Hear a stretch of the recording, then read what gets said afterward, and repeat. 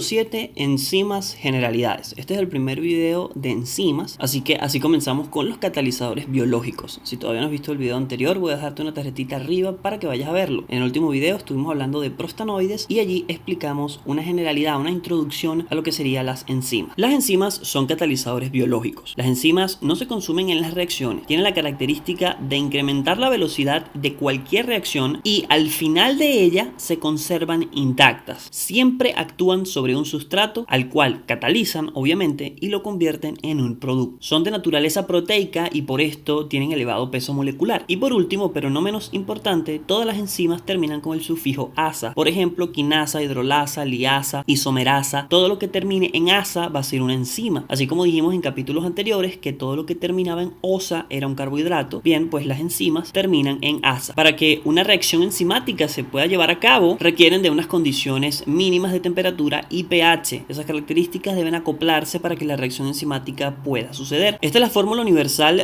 de las reacciones enzimáticas. Aquí vemos cómo una enzima siempre se une con un sustrato. Las enzimas actúan sobre el sustrato y se unen para formar un complejo llamado enzima-sustrato. Cuando están unidas, la enzima se encarga de transformar al sustrato en el producto. La enzima queda libre e intacta porque, como dije, se conservan y esta enzima luego tiene la capacidad de volver a actuar sobre otro sustrato y volver a realizar otra actividad enzimática u otra reacción. Pues esta es una reacción enzimática, la enzima se une con el sustrato, la enzima cataliza el sustrato y lo libera en producto, queda el producto y el residuo metabólico. Vamos a verla una vez más. El sustrato es transformado en producto. Aquí vemos una imagen, esta imagen es un GIF, estos GIFs los pueden descargar gratuitamente desde la página web, ingresen a bioquimicapastor.com y allí van a poder descargarlos. Fíjense cómo la acil-CoA deshidrogenasa recibe a un FAT que viene siendo el cofactor, no hemos hablado de eso todavía, lo vamos a hablar más adelante, pero recibe a un FAT que se encuentra oxidado, aquí lo volvemos a ver, se acerca el FAT oxidado, se mete la acil-CoA que es el sustrato, inmediatamente sale el FAT reducido que sería el cofactor y el sustrato que era el acil-CoA sale como producto convirtiéndose finalmente en trans-enoil-CoA. Fracciones de una enzima. ¿Cuáles son los componentes de una enzima? Las enzimas están compuestas por una fracción proteica y una fracción no proteica. La fracción proteica es la que va a ser la enzima. Entonces una enzima está formada por una fracción proteica que obviamente es una proteína. Esa proteína no tiene poder catalítico. Es decir, una proteína por sí misma no tiene poder catalítico. Por eso yo les había mencionado en el capítulo de aminoácidos y proteínas. Les dije que todas las enzimas son proteínas, pero que no todas las proteínas son enzimas. Ahí es la característica. Esto tiene una excepción a la regla, como todo. Hay moléculas de ARN que tienen poder catalítico. Pero bueno, no estamos hablando de las excepciones a la regla. Vamos a tratar de apegarnos al original. El original es que las enzimas, todas las enzimas son proteínas, pero no todas las proteínas son enzimas. Entonces yo tengo proteínas enzimáticas, proteínas que van a tener función enzimática, pero son aquellas que no tienen el poder catalítico, están inactivas. Eso significa que esa parte proteica enzimática la vamos a llamar apoenzima. En el capítulo de lípidos estuvimos hablando de las apoproteínas que formaban a las lipoproteínas. Hablamos de la ApoA, ApoB100, ApoB48. Bien, el término apo hace referencia a que es una proteína. Entonces, para diferenciar a una proteína regular de una proteína que va a ser una enzima, una proteína enzimática, utilizamos el término apoenzima. Apoenzima quiere decir la parte proteica de la enzima que no tiene poder catalítico y que está inactiva. Cuando yo uno a la apoenzima con el cofactor, que es la parte no proteica de la enzima, este es el grupo activador, este es el que tiene el poder catalítico. Cuando yo combino estas dos cosas, entonces yo formo una enzima completa. El término correcto es holoenzima. El término holo hace referencia a que está completo. Cuando yo leo cualquier enunciado referente a una enzima que ya actúa sobre un sustrato y ya la transforma sobre un producto, queda implícito que esa enzima ya está activa y está activa porque posee sus dos fracciones, la apoenzima que es su parte proteica y el cofactor que es su parte no proteica y es el grupo activador que tiene el poder catalítico, es el responsable de llevar a cabo la reacción enzimática. Esto significa que el cofactor es sumamente importante para la elaboración de una enzima. Si yo no tengo el cofactor, no tengo poder enzimático, no tengo catalizador biológico, no acelero las velocidades de las reacciones. Aquí podemos ver cómo una proteína inactiva, aquí tengo, dice, proteína inactiva claramente, dice, sin la unión del cofactor, la proteína es inactiva. Esta es mi proteína enzimática llamada apoenzima, a la cual se le une el cofactor y en el primer momento en el que el cofactor se una con esa proteína inactiva, entonces yo voy a crear una proteína activa que ya tiene la unión con el cofactor, está activada. Esta es una holoenzima. Ahora, pastor, ¿qué significa esto de sitio activo? Esto no es el sitio activo porque esto es el sitio donde se está uniendo con el cofactor. En este huequito que está acá, esta hendidura que está acá es el sitio activo. Esa es la parte que se se va a unir con el sustrato para generar el producto. Y lo otro es que aquí cuando ya tengo la holoenzima completa dice que estoy recibiendo a L1 y L2. L1 y L2 pueden fácilmente significar,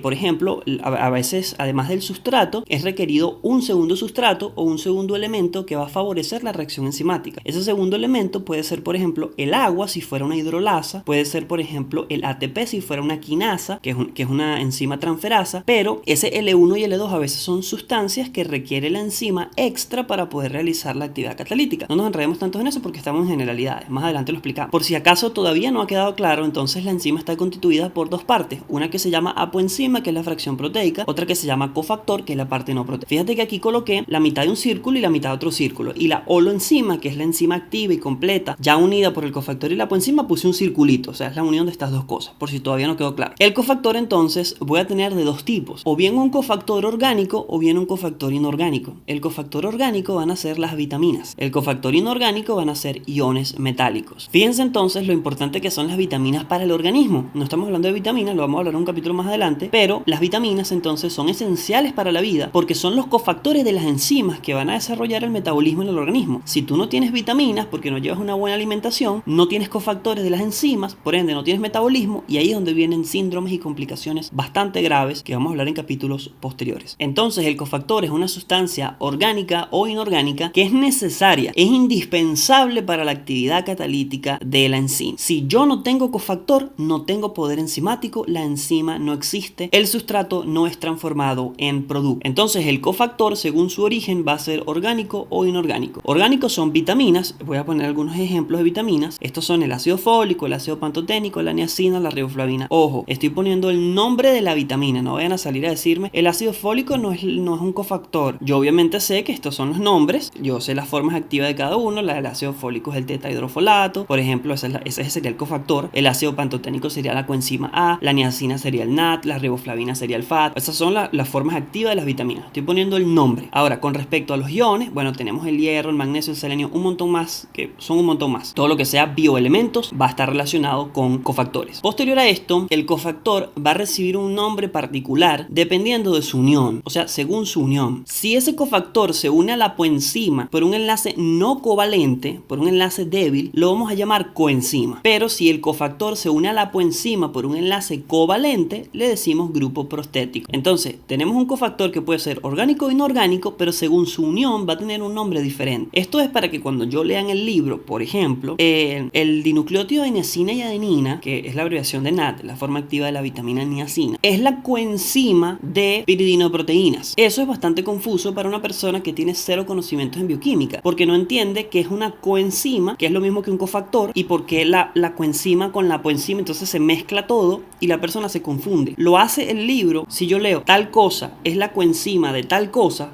para no poner ejemplos y complicar, yo sé que coenzima es un cofactor y es un cofactor que está unido no covalentemente, o sea, débilmente a esa apoenzima. Con el grupo prostético pasa igual. Si yo leo tal cosa es el grupo prostético de otra tal cosa, ya yo sé que eso es un cofactor que se llama grupo prostético y que está unido covalentemente. Por ejemplo, en el caso del grupo prostético, el hierro es el grupo prostético de la hemoglobina. Ya yo sé que el hierro está unido covalentemente a la hemoglobina y tiene sentido. Nosotros hicimos un video de hemoglobina, voy a dejar una tarjetita arriba para que vayan a verlo. Yo necesito que la hemoglobina tenga hierro para que siempre esté captando oxígeno, porque si no voy a tener problemas con el metabolismo, a diferencia de una enzima cualquiera que agarra a una coenzima que está unida débilmente, porque necesito hacer una sola reacción enzimática rápida, sencilla, y no necesito que esa reacción sea permanente, sino que necesito que sea veloz, rápida. Sucede inmediatamente, como el enlace es débil, saco la coenzima y la enzima queda inactiva hasta que yo desee activarla nuevamente. Por si todavía no ha quedado claro, si el cofactor está unido por enlace covalente a la apoenzima, le decimos grupo prostético. Si el cofactor está unido a la apoenzima por enlace no covalente, se llama coenzima. Entonces tenemos a la enzima, que es lo mismo que apoenzima, no tiene poder catalítico, unido al cofactor. Si el enlace es covalente, este elemento se llama cofactor grupo prostético. O sea, cofactor es su nombre y su apellido es grupo prostético. Si por el contrario la unión es no covalente, entonces a este cofactor le cambiamos el apellido y le ponemos cofactor coenzima. coenzima es su apellido y cofactor es su nombre. Y allí tenemos entonces una holoenzima. Ahora vamos a ver las características de cada una de las fracciones de la enzima. La apoenzima es la parte proteica, ya sabemos, si es la parte proteica está constituida por aminoácidos, esos aminoácidos están unidos por enlaces peptídicos. Acuérdense de la conformación nativa de las proteínas, hablamos de lo que era estructura primaria, secundaria, terciaria, cómo se unían, qué enlaces estaban implicados, lo vimos en videos anteriores. Entonces la parte apoenzima ya la tenemos bastante clara. No atraviesan la membrana semipermeable, evidentemente es una proteína, no va a poder penetrar la membrana, ya vimos la característica de la membrana plasmática en videos anteriores, de origen lipídico. Y lo más importante de esto es no es termoestable, es decir, se destruye con el calor. Para este punto ya debemos saber que la temperatura tiende a desnaturalizar a las proteínas. Hay desnaturalizaciones reversibles e irreversibles. Aquellas que son reversibles es cuando la temperatura o el pH, también puede ser otro factor, pero estamos hablando de la temperatura en este caso, puede romper la estructura secundaria, terciaria o cuaternaria de una proteína. Pero en ese caso sería reversible, porque esos estadios secundarios, terciarios y cuaternarios se pueden volver a recuperar. Sin embargo, si la temperatura rompe la estructura primaria, o sea, los enlaces peptídicos, porque eso hace la temperatura, hace que las moléculas se separen, hace que aumente la cinética, el calor, la entropía, se rompen los enlaces. Para ese momento, la desnaturalización sería irreversible, no se puede revertir. Este punto lo vamos a explicar mejor más adelante. El cofactor es dializable con la membrana semipermeable, o sea, tiene la capacidad de ingresar a la membrana plasmática cuando guste y como guste. Es termoestable, por lo que la temperatura no va a afectarle. Esta parte no proteica ya lo habíamos dicho, y es necesario para la actividad catalítica. La clasificación de las enzimas van a ser de dos tipos según su localización, van a ser intracelulares y extracelulares. La mayoría de las enzimas van a ser intracelulares, todas van a encontrarse en su mayoría en el citoplasma o incluso en la mitocondria, en el espacio citosólico de la mitocondria, en el espacio intermembrana, pero van a estar dentro de la célula, son intracelulares. Aquellas que son extracelulares son las enzimas digestivas. Aquí acabo de poner dos ejemplos, la tripsina y la quimiotripsina, pero la mayoría son intracelulares. Las extracelulares son las enzimas digestivas. Como las enzimas son proteínas, también pueden ser de dos tipos. Puedo tener enzimas simples y enzimas complejas. Las enzimas simples son aquellas que nada más están formadas por alfa-aminoácidos y las complejas son aquellas que tienen aminoácidos y un residuo no aminoácido. ¿Cuál es la importancia biológica de las enzimas? Las enzimas tienen la capacidad de acelerar la velocidad de las reacciones, por lo que algo que tomaría varios días en realizarse bajo ciertas condiciones de presión, de temperatura, de condiciones, gracias a una enzima sucede en minutos. Un buen ejemplo es el proceso digestivo. El comer, el disolver un pedazo de carne, el disolver los alimentos, puede tomar muchísimo tiempo, puede tomar al menos unos 10 días en un recipiente con